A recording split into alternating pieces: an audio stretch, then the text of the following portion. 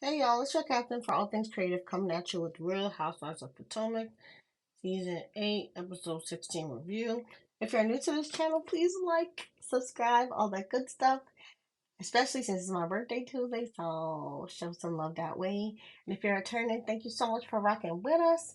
Let's get into this episode because it wasn't a lot, but it has some touching moments and a lot of mean girl stuff going on. So, first we see Wendy and Candace going to Kiana's spa. And again, I wish Kiana was the full time housewife. But I think the fight that we'll get, I guess, a glimpse of next week is part of the reason why maybe she got left at friend of. And Candace gets a bikini lasering treatment while Wendy gets her armpit lasered. And that is something that I don't know if I'll try because my tolerance for pain is very low. But Candace seemed to look like it was pain less, whereas Wendy said she did feel something, so I'm still on the fence about that. And then Kiana admits that Giselle checked on her first and she thought her girls would do that. And then the girls say, they did care for her. And then they talk about all the dynamics in the group, how some people are throwing gasoline on existing beefs, especially Robin, who made that defamation of character comment that they all made fun of. Next, you see Giselle and her twin daughters say goodbye to Grace, and this scene was touching. Like, I even cried because, I'm a new mom. I can't even imagine sending my baby off to school. So, you know, they have a montage of their scenes and very heartfelt. And again, these kinds of scenes are Giselle's saving grace because you can tell that she is a good mom. Um, and yeah, this can't be easy sending your firstborn off to school. Next, you see Robin hosting Charrisse and Ashley at her house. And on the way in, Ashley, of course, has to be shady and comments that Robin's grass is dry. They need a water. And then Charrisse said this, apparently she has some kind of massage where someone offered her a happy ending. And did not need to know that. But then she says she's hosting a crab boil, which we do need to know about because she's inviting everybody, including Jacqueline and Karen, surprisingly.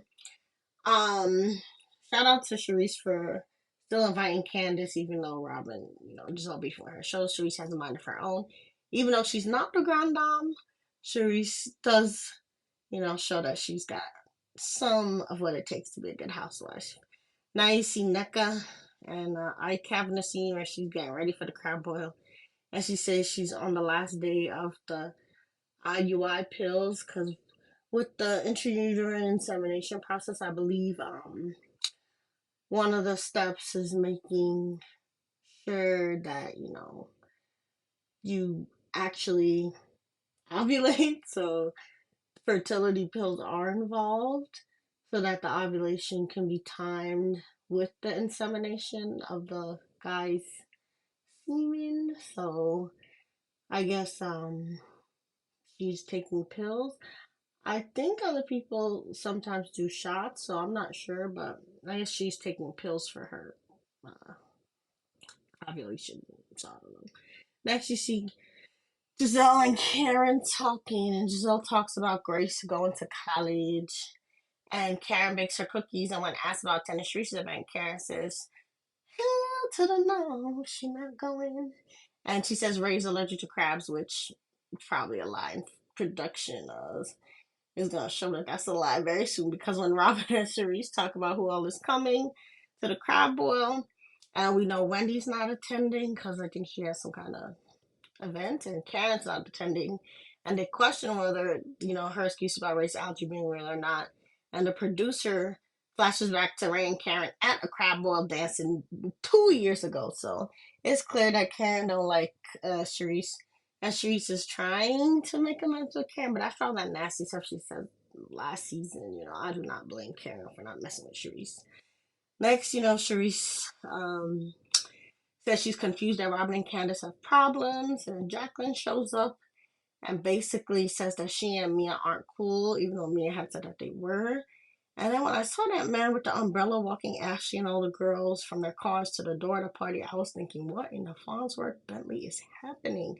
But I think that was Charisse's son. And then something else gave me reason to roll my eyes when the NECA walked in wearing the tacky Grand Dame crown and sash that Giselle had bought her to Charrisse's party. But I guess she can't help but be tacky since, you know, the Green Eyed Bandits was the one that picked out the crown and the sash, but Karen wasn't even there, so again, it just looked tacky and thirsty because nobody else was wearing a crown. Candace is actually a passion girl, and so is Ashley. And they actually have real crowns and sashes, so wearing this fake plastic one when the person you're trying to shade is not even there was pointless. So the next thing we see is Mia coming and production shows the crabs start fighting in a barrel. And I wonder if that was production being shady, because that is a metaphorical saying that people call act like crabs in a barrel. And I hope production wasn't playing in the women's face and sneak dissing them and acting like they were crabs in a barrel as well. Because I do think that Bravo and some of the producers are very tone deaf at times when it comes to these Black Housewife shows. So I did not like that scene with the crabs in the barrel, but they play in these ladies' face a lot. So Nene might have a point about them intentionally sabotaging these shows. Next, you see Charrisse suggests that Mia and Jacqueline go to the champagne room to talk, and on their way there, Nneka offers her assistant, and Charrisse asks if she got her Grand Dame sash and crown at Party City, and I chuckled because, again, even Charrisse is looking at the whole outfit like it's tacky, and Nneka should have just took it off. So then, when Charrisse walks away, all the ladies say that the crab boil food is horrible and don't have no salt, no Old Bay, no nothing. So Charrisse fails at hosting an event because how you have an event centered around food and the food is bad again. Housewives shows are kind of like the new school lifestyles of the rich and famous. The food's supposed to be fabulous, and here she don't even have salt on the crab. So again, why? So then Mia and Jacqueline talk, and Mia can't remember Gordon's age in the conversation, but she does break down crying because she says she's in therapy, and it's because of that SA incident that she talked about during Karen's event, where Jacqueline's boyfriend apparently, crossed the line with her. And Jacqueline acknowledges that she also holds guilt about that incident. And that is why she has been letting things slide with Mia. But Mia has been doing too much to make it so that Jacqueline, doesn't feel like it's okay to let things slide anymore. So then Mia also admits that she thinks she does too much and mistreats Jacqueline because she's still angry about the incident. So the two say they're gonna work on moving forward, and it seems to have been a breakthrough. But Jacqueline is still holding me up because she won't let her hug her. So then Robin and Candace argue again about Robin. And Candace's breakdown of Charrisse kind of started it by asking them about, their friendship. But then Candace reveals new information about their beef, saying that Robin shared their text messages with a blogger.